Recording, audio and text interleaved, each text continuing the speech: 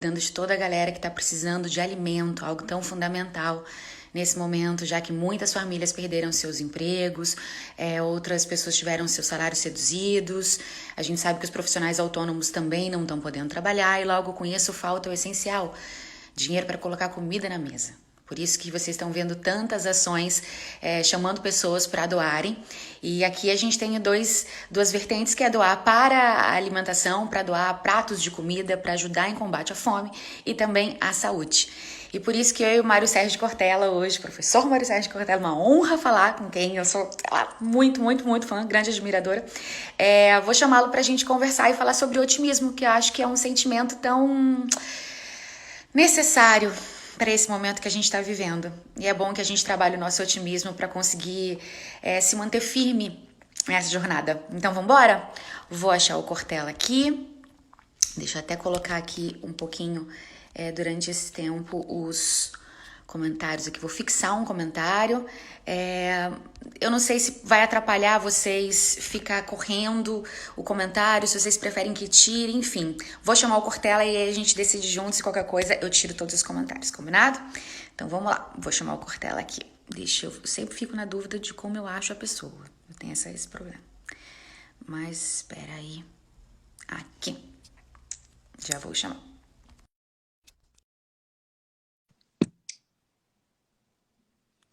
Só aguardando o Cortella entrar.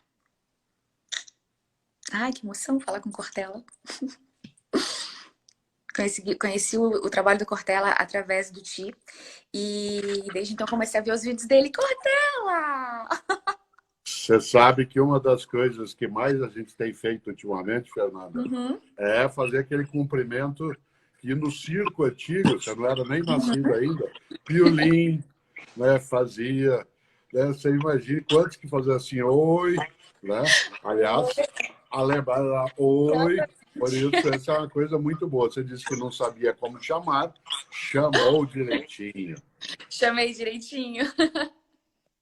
Ô, Cortella, um prazer enorme. Obrigada pelo convite. Quando Ao Vivo pela Vida me convidou para fazer uma live, eu pensei muito no tema otimismo e sabia que você era a pessoa perfeita para falar sobre isso. Fico feliz. Inclusive, tem um vídeo seu que é bem viralizado, onde você fala sobre otimismo abertamente, e você fala que é uma coisa que eu achei muito pertinente, depois eu parei para pensar sobre isso, que todo pessimista acaba sendo muito preguiçoso. E eu queria que você começasse falando sobre isso para a gente entender se a gente está sendo preguiçoso nessa quarentena e nessa pandemia sendo pessimista.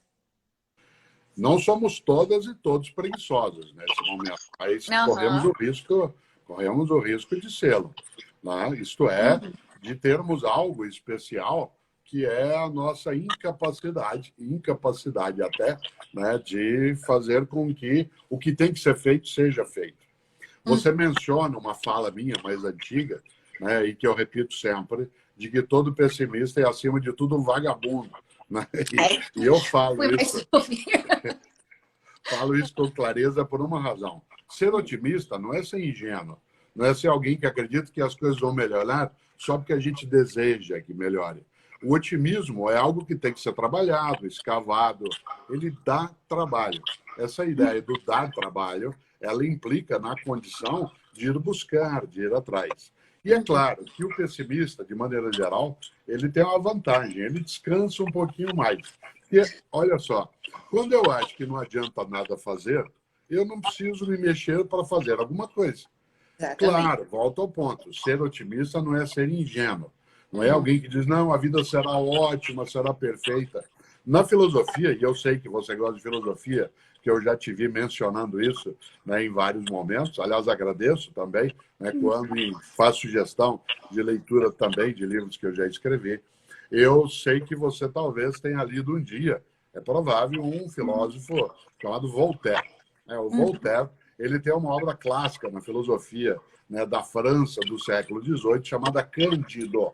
Não por acaso o nome, Cândido. Né, porque Cândido é um menino que tem um mestre chamado Pangloss, que ensinou para ele que nós estamos nos melhores dos mundos, que tudo é maravilhoso, que basta você querer que as coisas acontecem.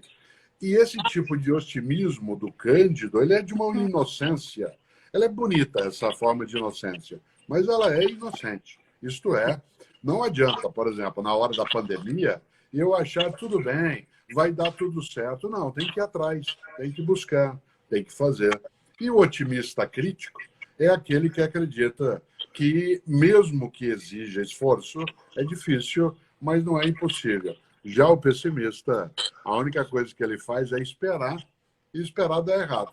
Senta e espera dar errado. Aí você fala para ele assim, ué, mas não está dando errado. Ele fala, espera que você vai ver. Então, por exemplo, quando você, né, participa, e eu tenho a honra também de estar contigo nisso, né, na ideia do ao vivo pela vida, quando se organiza um dia inteiro, 2 dias inteiros, 3 dias, tanta gente, né, Claro. que hoje, amanhã e depois está nesse movimento, pode ser que o pessimista, há 2 dias, 3, 10, isso não vai dar certo.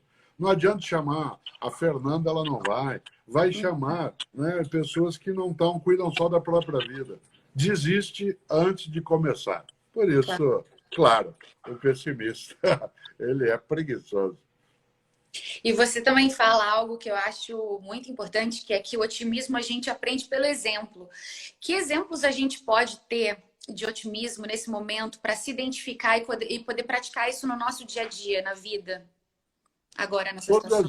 Todas as vezes, né, Fernando? Que você e eu estamos, por exemplo, ouvindo coisas no rádio, vendo na TV, acompanhando pelo mundo da internet, que a gente nota que há um sofrimento, uma dor, né, uma forma de ferimento de pessoas por conta dessa pandemia. Uma das questões que vem à tona sempre é, mas o que eu posso fazer? Uhum. Isso tem que ser colocado não como lamentação, tem que ser colocado com um ponto de interrogação ao final. Uhum. Que não é não assim o que eu posso fazer, né? mas é o que é que eu posso fazer. E essa ideia do que é que eu posso fazer, ela tem a tendência de, às vezes, dizer, bom, eu não posso fazer nada porque eu sou só um. Eu sou só uma. Mas quando a gente vê, há dezenas e dezenas de pessoas no nosso país e fora daqui que, em vez de apenas se perguntarem o que é que eu posso fazer, perguntar o que é que eu posso fazer e eu vou atrás para fazer alguma coisa. Exato. Por isso, a ideia do otimismo, ela tem um nível de exemplaridade. Isto é, quando eu vejo alguém fazendo aquilo que pode ser feito, mesmo que complexo fazer, eu me inspiro, eu me animo, eu me movimento naquela direção. Isso vale em várias áreas, mas especialmente quando a compaixão, a possibilidade de sofrer, né, com a outra pessoa, ela precisa vir à tona. Não como conformidade, em que eu digo, bom, ele está sofrendo, eu vou orar por ele. Orar é importante para quem tem essa crença, mas não é suficiente.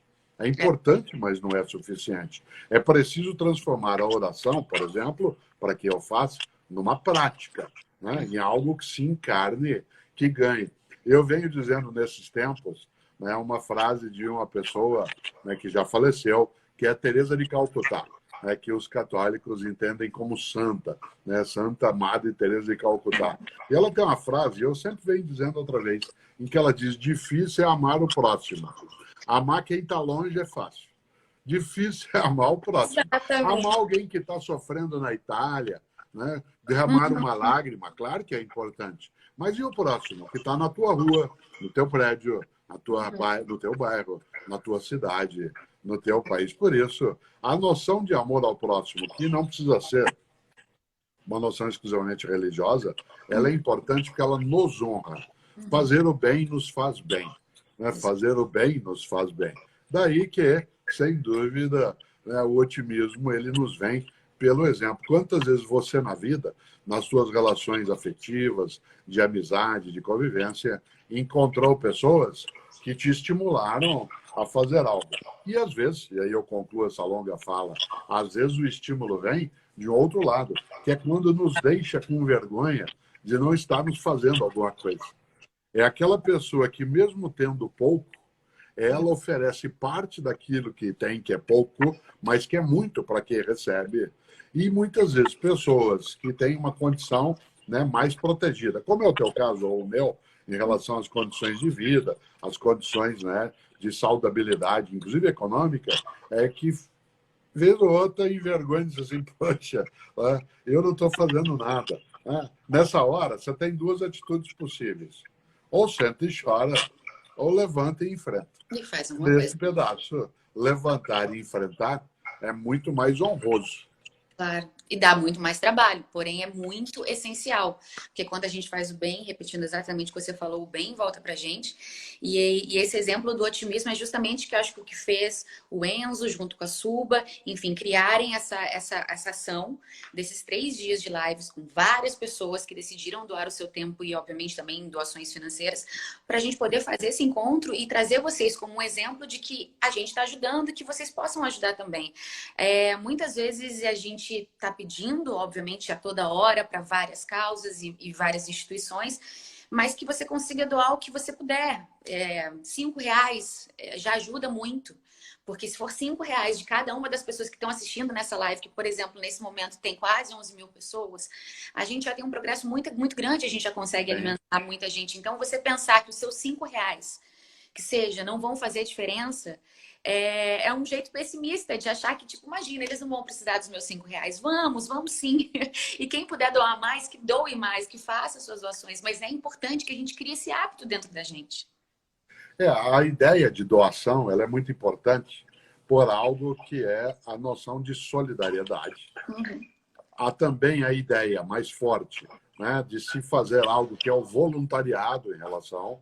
Por exemplo, nós não somos obrigados nem obrigadas a fazer isso que você está mencionando. Eu não sou obrigado a colaborar, a contribuir, nem você, nem essas pessoas que estão conosco agora. Mas o fato de não ser obrigado e ser capaz de fazer isso de modo gratuito, isto é, sem que haja uma obrigação, essa gratuidade, ela coloca a capacidade de solidariedade à mostra. Né? Por exemplo, se há uma coisa gostosa, especialmente eu, por exemplo, que tenho 3 filhos, tenho 4 netos, é quando um deles vem correndo e fala alguma coisa carinhosa, ou dá um beijo e sai correndo, que é aquela coisa gratuita, isto é, faz, mas não era obrigado a fazer, faz porque é gostoso. Ora, o mesmo vale em relação a esta lógica da doação. Né? Eu não tenho de fazer, você não tem de fazer. A gente faz porque nos honra fazer. Evidentemente que há uma frase antiga que diz que quando você faz o bem, não conte em larga escala, não conte para outros. Né? Até uma frase que os cristãos atribuem a Jesus de Nazaré que diz: não saiba a tua mão esquerda o que está fazendo a tua direita na hora da doação. Mas nas situações em que é preciso tornar público. Por exemplo, o fato de você e tanta gente, no dia de hoje, amanhã e depois, né, estar no ao vivo pela vida, faz com que as pessoas se inspirem para fazê-lo.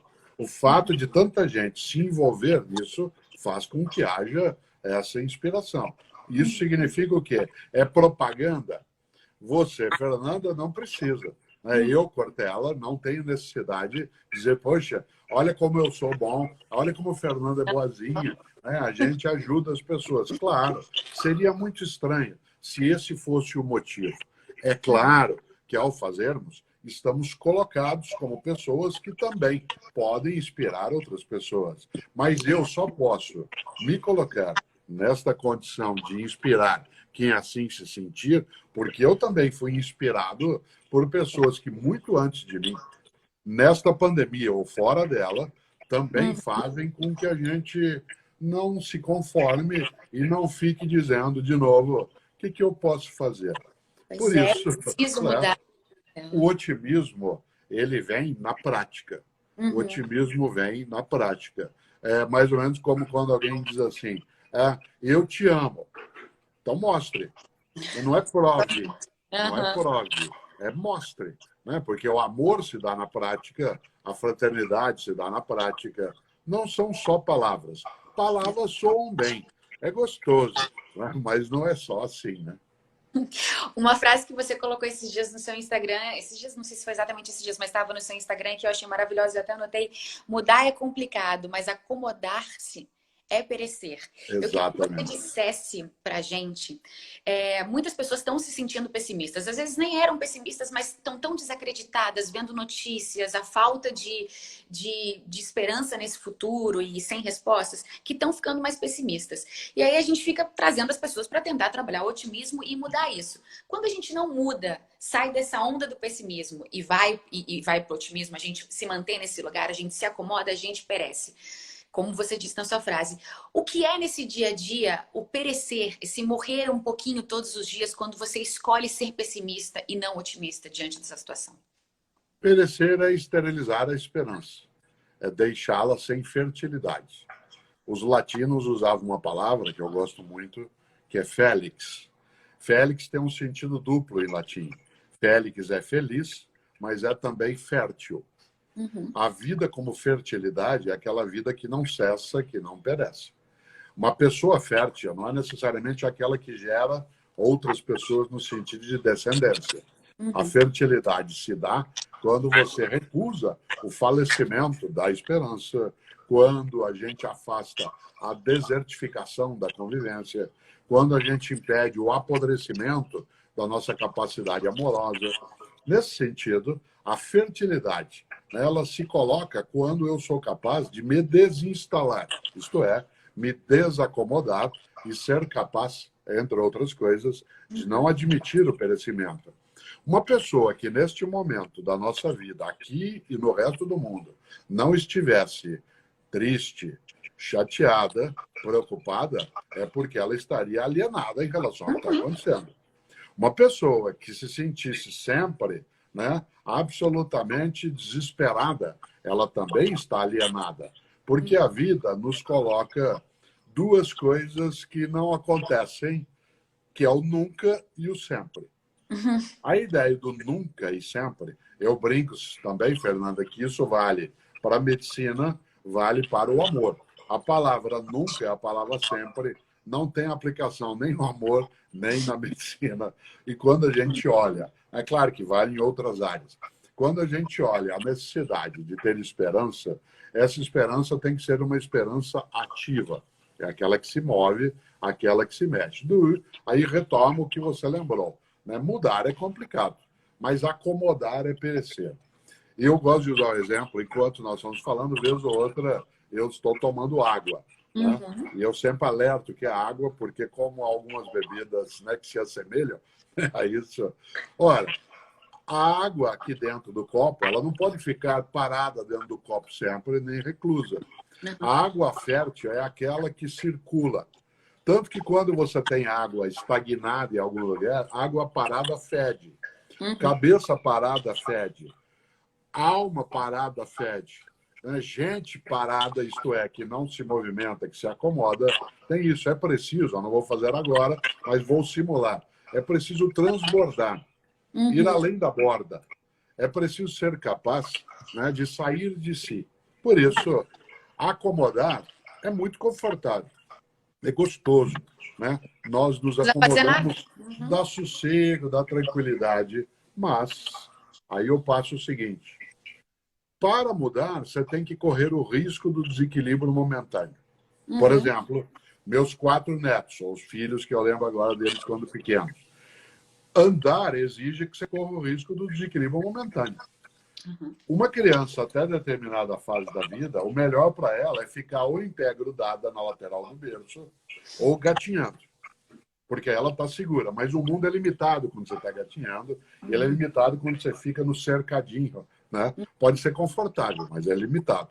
Quando a criança começa a caminhar, né, eu tenho uma neta, Alice, que vai fazer 1 ano agora domingo, que ela é a que vem, porque é a mais novinha, está começando agora a caminhar. Claro que, num primeiro momento, ela tem que correr o risco do desequilíbrio. Uma pessoa, eu agora, nesse minuto, eu não estou equilibrado, eu estou parado, estou imóvel. Se eu quiser me movimentar, eu vou ter que assumir o desequilíbrio momentâneo.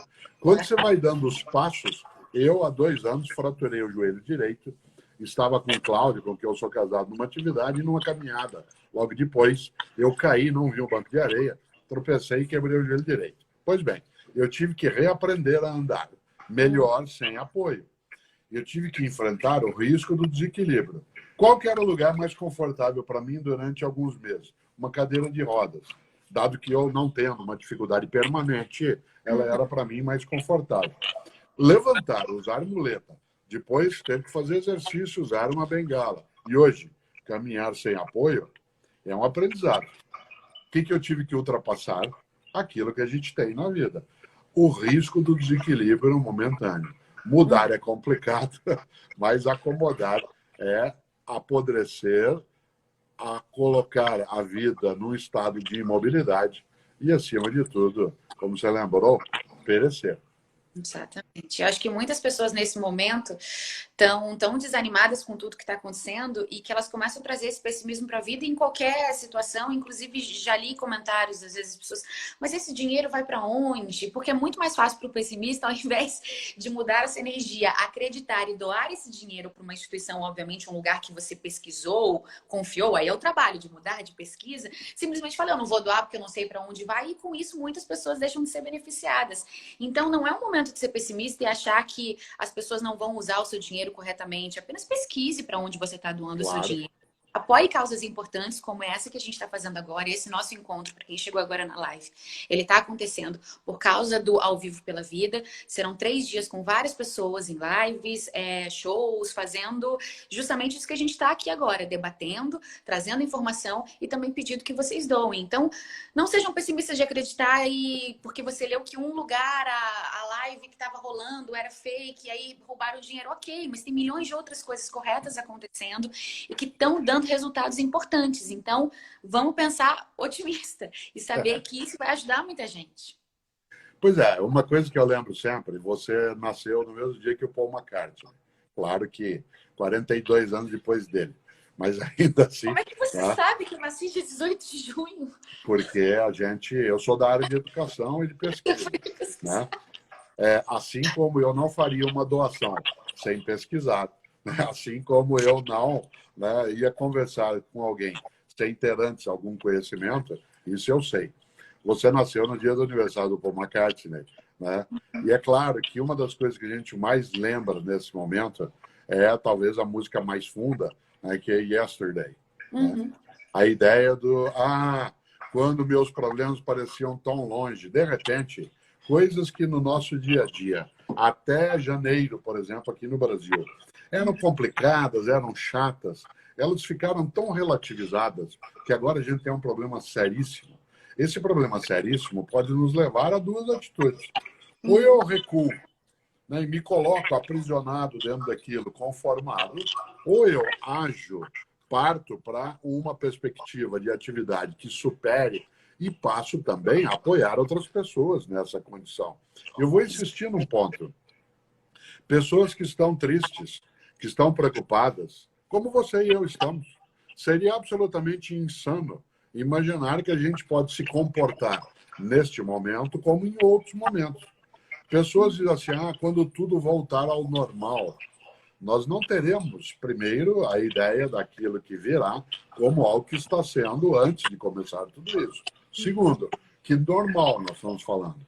O normal de uma sociedade que não se preparou, né, não se imaginava a pandemia, mas não se preparou para cuidar, né, de quem no dia a dia está despossuído, está desprivilegiado, está fraturado econômico e socialmente. Né? Tomamos um susto, né, Fernanda, tão grande, quando você disse é preciso confiar, mas essa confiança ela tem que ser preparada, e é verdade, porque é uma coisa muito boa. Por exemplo, ninguém pode ser ingênuo, inocente, dizer, não, vamos fazer toda a solidariedade para qualquer lugar que nos demandar. Não, ao contrário. Né? É preciso olhar, procurar. Tal como quando a gente vai votar numa democracia, a gente tem que pensar, conhecer o candidato ou a candidata, ir buscar informações, olhar a história. Nós fazemos isso quando se compra um carro. Né? Uma pessoa, quando vai comprar um carro, tem o hábito de consultar sites, perguntar para quem já tem, olhar o histórico daquele carro. A mesma coisa tem que se fazer, né? Tem que ser criterioso, né? Para buscar. Evidentemente que a solidariedade ela é um ato de doação, como a gente lembrava. Essa doação não pode ser sem critério. Porque será que você e eu ok, agora conosco está nessa live, corre risco de ser enganado por aquilo que nós estamos fazendo, você e eu acreditamos que não. Mas em relação a outras situações, não é que você e eu somos confiáveis e só nós. Não, a gente preparou, né, construiu essa rota de confiança, né, de maneira que quem está hoje, amanhã e depois no ao vivo pela vida tem um nível de confiabilidade que tem que ser mostrada no yesterday, né? Portanto, que veio num outro momento e vai indicando. Nesta hora, é necessário também a gente olhar de novo um outro passo. Eu não posso achar que eu me baste por si mesmo.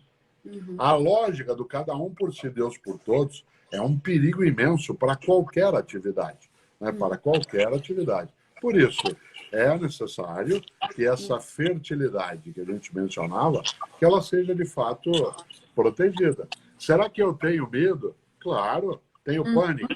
Não. Me protejo, me cuido. Hoje faz 40 dias que eu estou em distanciamento social. Eu sou mais idoso, né? Eu tenho 66 anos, eu preciso de cautela. É necessário que, se eu saio para alguma coisa inadiável, que é buscar algo, alguma consulta, que eu faça com proteção. Mas eu não estou entristecido por mim. Não estou entristecido por mim, mas eu estou, sim, entristecido pelo que acontece e acontecerá com pessoas que não têm a salvaguarda, né, que eu consigo ter. Tem um nome para isso, a gente já usou e volta. Compaixão. A capacidade de empatia e a possibilidade de não se fechar.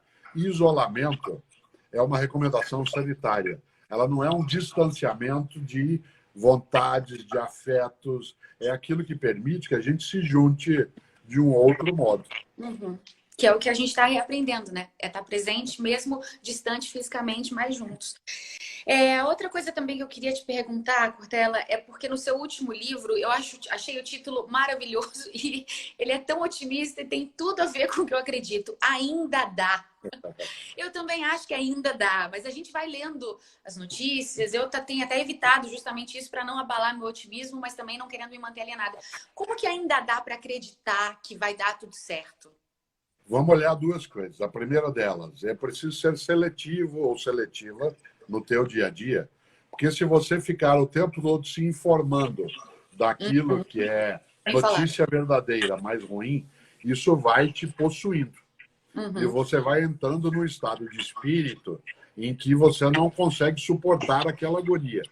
Por isso, por exemplo, Cláudio e eu, nós temos nossos horários durante o dia em que a gente se informa de maneira mais densa e a gente seleciona outros tempos, não para abstrair o mundo e nem fingir que os problemas não existem, mas para deixá-los em estado de suspensão momentânea, para a gente poder ter o nosso momento de refrigério, de respiro.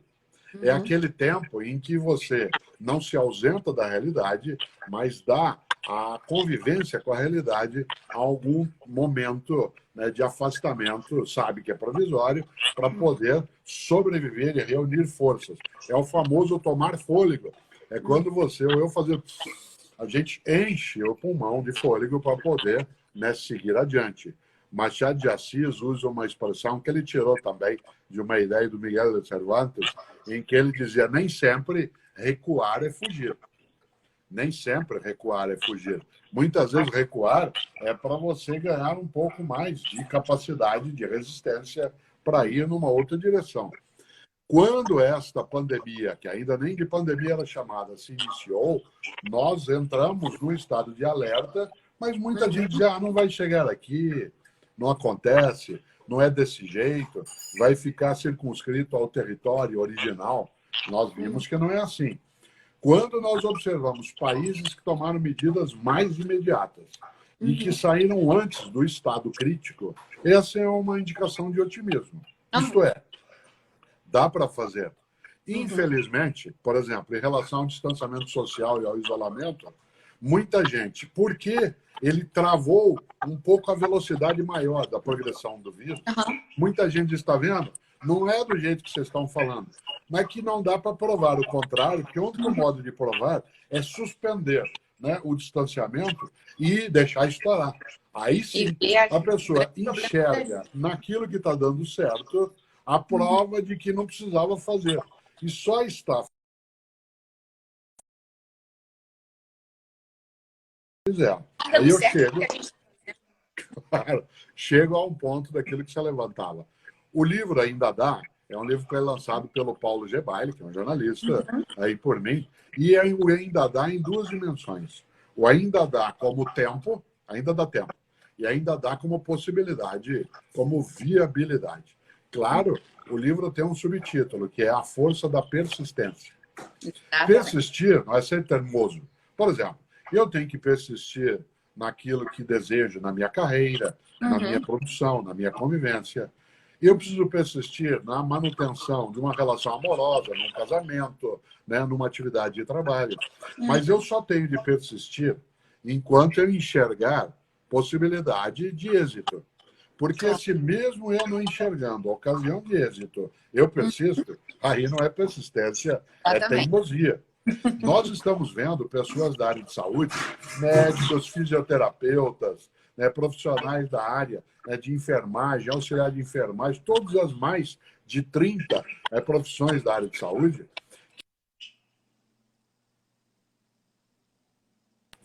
estão correndo o seu risco em relação à capacidade de proteção e saúde, mas não desistem. Quantas vezes você e eu enxergamos e temos notícia, né, de pessoas da saúde que o paciente, alguém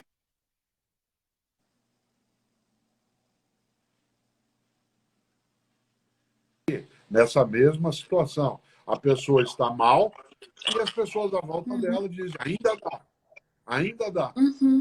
Claro que há momentos que você percebe que não dará. No momento do não dará, só uma possibilidade, pensar, fiz eu tudo que poderia fazer ou desisti antes da hora? Porque pior do que uma persistência é o arrependimento de não ter ido até onde dava. A Cláudia, que eu mencionei, com quem eu sou casado, usa uma expressão que um dia eu vou escrever um livro com esse título. Espero até que você tenha a possibilidade de ter acesso a ele, que é assim, um pouco antes do quase. Um pouco antes do quase. Né? Que é um título ótimo. Eu falei, você me dá esse título para fazer um livro, que é a famosa pessoa do por pouco. Por pouco que eu fiz, por pouco que não deu certo, por pouco que não aconteceu. Então, bora um pouco então, né?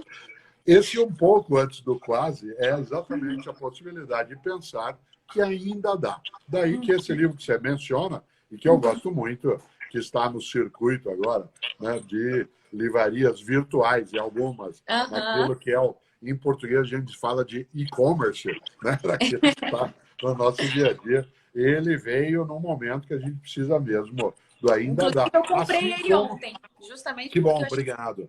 Assim como ainda dá para contribuir, ainda dá para fazer doação, ainda dá para participar desses 2 dias e meio agora, né, do Ao Vivo pela Vida. E, claro, dá outras ações. O que nós estamos vivendo, né, Fernanda, vai demorar um pouco para amainar, para sossegar, para refrescar. Mas, se a gente tem energia e nós ganhamos energia com outras pessoas, a gente segue, não desiste, torna honrosa a nossa capacidade de viver.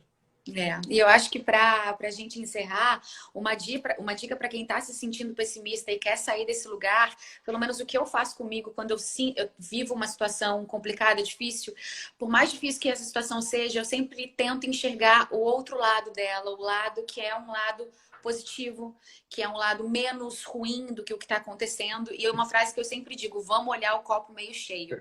Essa pode ser uma boa saída para esse momento, né? Encontrar na sua vida e no que está acontecendo o chamado para a nossa mudança. E que ela acontece em todas as horas, não só a nossa, mas a do mundo inteiro. Porque se a gente quer que o mundo mude, a gente tem que começar por nós, né? Já diria Gandhi, a gente tem que se tornar a mudança que a gente quer ver no mundo. E Gandhi, que você bem lembra, ele tem uma ideia que eu repito com frequência, especialmente quando nós, em vez de nos juntarmos para enfrentar aquilo que nos ameaça, a gente começa a lutar internamente e aí produz mais fissuras. O Gandhi dizia algo especial, ele dizia olho por olho, uma hora acabamos todos cegos. olho por olho, uma hora acabamos todos cegos. Por isso, essa tua capacidade, né, também de não perder o otimismo crítico. Aquilo que eu gosto também de fazer, que é chamar outras pessoas para o dia a dia para dizer, não vamos fazer autoilusão, autoengano, está tudo ótimo, está tudo bom, vai se resolver sozinho. Não, não vai. Nesta hora, a gente dá o passo, caminha, e aí tem a alegria, né, de não ter desistido daquilo que era um dever ético da gente ir adiante. Por isso que é bom demais ter sido aqui, né, chamado, né, numa conversa contigo das coisas que tem. Você, quando aniversariar em junho, né, você lembra agora, você lembre que o aniversário ele é um dia de lembrança, né, que vem com uma expressão que quando a gente canta parabéns para você, né, nesta data querida, a expressão querida tem dois sentidos. A data que é querida, a pessoa que é querida. E quando a gente quer e a gente se junta, a gente vai atrás e consegue. Tudo? Não, mas o que pode ser conseguido. E é isso que a gente está fazendo aqui. E eu te agradeço muito, muito, muito, muito, porque eu sou uma grande admiradora do seu trabalho. Inclusive, eu recomendo para todo mundo o canal do Cortella. Tem vídeos incríveis. E nós acabamos de lançar um livro, Karnal e eu, chamado Viver a que se destina. Viver a que se destina. Olha, e é um livro que estava pronto desde o ano passado e cujo título já estava dado e que ele se tornou atual no título. E quando você recomenda o Karnal, a mim e outros dessa área, a Monja Coen, com quem você conversou outro dia, né? Coisas ótimas. Você fez um afago imenso a mim, dizendo, gente, né, num story teu, eu já estive com a Monja, agora sabe quem virá? O Cortella. E isso aí dá um afago, a gente fica meio obeso de alegria. Eu é que fico honradaça em falar com você, porque eu realmente admiro muito. Você, Karnal e Monja Coen são pessoas que me ensinaram muito. Inclusive, agradeço meu ex-marido, que foi quem me apresentou você. E desde então eu fiquei viciada mesmo em aprender. A gente tem muita possibilidade hoje em dia, por causa das redes sociais, o YouTube, trazendo tantos vídeos com tantas passagens que fazem a gente refletir, trabalhar o nosso o autoconhecimento e encontrar novas possibilidades de pensar. É o tal da água parada. A gente tem que mover nossas águas e nos alimentarmos de pessoas assim, com pensamentos tão grandiosos que nos fazem refletir, mudar. Isso é sensacional. Eu te agradeço imensamente por ter aceitado falar comigo sobre otimismo. E eu sei que a gente está aqui de coração e pedindo para as pessoas fazerem essas doações no @alvivopelavida, entrando no site também alvivopelavida.com. Lá você lembrando que pode ajudar as duas vertentes, que a gente tem uma vertente da fome, uma vertente da saúde. Fome através da ação da cidadania. E a gente também está cuidando do sistema público de saúde para ajudar no que a gente puder. Então, se você tiver R$5 ou mais, faça sua doação. É o momento da gente se unir e trabalhar por algo muito maior do que o que a gente está vendo. É isso? Ao vivo pela vida. Portanto, olha que coisa, ao vivo pela vida. Nessas lives, hoje à noite eu tenho uma outra às 19h30, né? No canal do Cortella. Lá vou eu, né, para fazer uma live conversando também, seguindo um pouco isso que nós estamos aqui. Agora a gente pode estar com mais gente por mais tempo. Depois, uma hora, quando a vida tiver mais fertilidade, a gente junta mais ainda. Faço questão de ir a uma palestra sua e te dar um abraço bem apertado. Te agradecer por tanta Faremos coisa que você me ensinou. Muito obrigada, Cortella. Tchau, tchau. Um beijo enorme. Fica com Deus. Tchau. É isso, gente. Espero que vocês tenham gostado da nossa live, que esse otimismo todo que eu carrego dentro do meu coração e o Cortella também tenha feito bem a vocês e tenha estimulado vocês a verem esse momento que a gente está passando em algum lugar com o copo meio cheio e que a gente lembre sempre da importância de ajudar as pessoas, lembrando que esse nosso encontro é para isso. Acabei de falar, mas sigo insistindo. Você é a chata da doação, sim. Porque eu acho importante que a gente se ajude da maneira que a gente puder, tá bom? Hoje tem mais live à tarde, eu posso até falar para vocês, vou entrar aqui no @alvivopelavida, no Instagram, e contar para vocês quem são as pessoas que vão estar hoje também, porque tem muita galera, tem muita live acontecendo, muita gente dedicando seu tempo, sua ajuda financeira também, para poder entreter vocês e, de alguma maneira, pedir que vocês ajudem a gente. Então, hoje ainda tem Cláudia Raia e o Ale de Souza, provavelmente vão falar de maquiagem. Olha, já garanto que essa vai ser uma das lives que vocês mais vão rir na vida, porque eu conheço duas pessoas tão doidas quanto Cláudia e Ale. Então, Ale é um dos grandes maquiadores do nosso país. Ele e Cláudia são melhores amigos. Mameli, inclusive, tá me mandando um WhatsApp nesse momento. Mameli, te amo. É às 15h15 o encontro deles. Depois tem Hugo Gloss 17h45 e à noite temos show de Ludmilla. Ai, que delícia, vai ser demais. Então, aproveitem, dia 25 também tem, dia 26 também. Entrem no @AoVivoPelaVida. Sigam para saber de todos os momentos que vamos ter de lives e shows nesses dias. E também para fazer a sua doação da maneira que você puder, com quanto você puder, ok? Muito obrigada a vocês, muito obrigada meu irmão Enzo Celular, que foi quem me convidou. Enzo é uma das pessoas mais incríveis que eu conheço, da maneira como, até me emociona, de como ele se engaja em ajudar as pessoas. Eu conheci esse menino muito pequenininho e ele é um homem que me dá muito orgulho. Eu tenho muito orgulho dele, da Sussô, da Cláudia, enfim, parabéns, meu irmão, por estar nessa sempre, com a Dadivar também, que é o seu outro projeto. Enfim, parabéns a toda a equipe da Suba. E parabéns pela iniciativa de ajudar as pessoas, porque isso é tudo que a gente precisa no momento. Então, muito obrigada. Gratidão, gratidão, gratidão eterna em viver isso tudo e poder ajudar as pessoas.